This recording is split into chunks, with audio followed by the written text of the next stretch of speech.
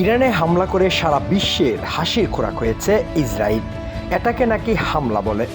মানসম্মান রক্ষার্থে ইরানের পারমাণবিক কেন্দ্র লক্ষ্য করে 3টি ক্ষেপণাস্ত্র পাঠিয়েছিল ইসরায়েল। সেগুলো পারমাণবিক কেন্দ্র ধ্বংস তো দূরের কথা, মাটিতে পড়ার আগেই ধ্বংস করে ফেলেছে ইরান। অর্থাৎ ইরানের মাটিটাও কাঁপাতে পারল না ইসরায়েল। বিশ্ব আবারও দেখল নতুন এক ইরানকে, যে ইরান শুধু বুক চেপিয়ে আক্রমণই করতে পারে না, বরং জালিমদের হামলা মুহূর্তের মধ্যে নস্যাৎ করে দিতে পারে। ইরানের হামলার জবাব দিতে এক সপ্তাহের টানটান প্রস্তুতি নিয়ে পরীক্ষার হলে যা লিখল ইসরায়েল, তাতে দেখা গেল দেশটি অঙ্কে বড্ড কাঁচা। ইরানের 300 মিসাইলের জবাবে ইসরায়েল পাঠিয়েছে 3টা। আদতে মানসম্মান যাচ্ছিল এই হামলার পর, তাও গেল ইসরায়েলের। ঘোষিত না হলেও এটা যে একটা যুদ্ধ ছিল সেটা সবার জানা। হামলার ব্যাপকতা, সাহস, পরিকল্পনা, হামলা ঠেকানোর ক্ষমতা কিংবা মানসিক দৃঢ়তা, সব ক্ষেত্রেই বড় ব্যবধানে জিতে গেল ইরান। ওইদিকে লজ্জায় মুখ লুকানোর জায়গাটাও পাচ্ছে না ইসরায়েল। ইসরায়েলের সাথে চরম লজ্জায় পড়েছে ইসরায়েলের বন্ধুরাও। ইসরায়েলে ইরানের উপর্যুপরি হামলার পর পাল্টা হামলা যে আসবে সেটা অনুমেয়ই ছিল। হামলার তীব্রতা কেমন হবে সেটাই ছিল দেখার বিষয়।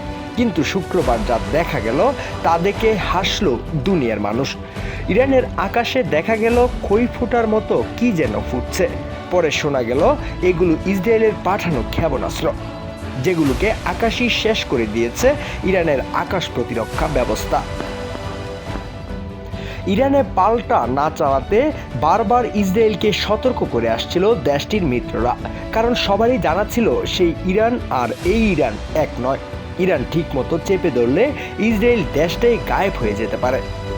একদিকে লজ্জা, অন্যদিকে ভয়, এই দুয়ে কুঁকড়ে যাওয়া ইসরায়েল শেষ পর্যন্ত ইরানে হামলা চালিয়েছে ঠিকই, কিন্তু এগুলোকে যদি হামলা বলা হয় তাহলে ইসরায়েলে ইরানের হামলাকে বলতে হবে মহামলা। অর্থাৎ ইরানের কাছে সামরিক কিংবা মানসিক দুই পর্যায়ে ধোলাই খেল ইসরায়েল।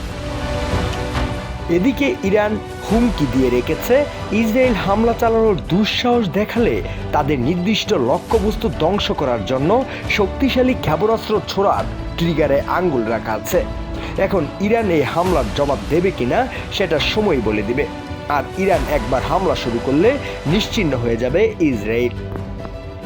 ইসরায়েলের মুখোশ খসে গেছে, বের হয়ে গেছে তার আসল চেহারা। ইসরায়েল যে একটা কাগজে বাঘ, বাস্তবে বিড়াল, সেটা জেনে ফেলেছে পুরো বিশ্ব। গাজায় হামলা করে এমনিতেই সারা বিশ্ব থেকে বিচ্ছিন্ন হয়ে গেছে ইসরায়েল। ইরানের সাথে এমন পরাজয়, ইসরায়েল এখন নিজের কাছেও বড্ড একা।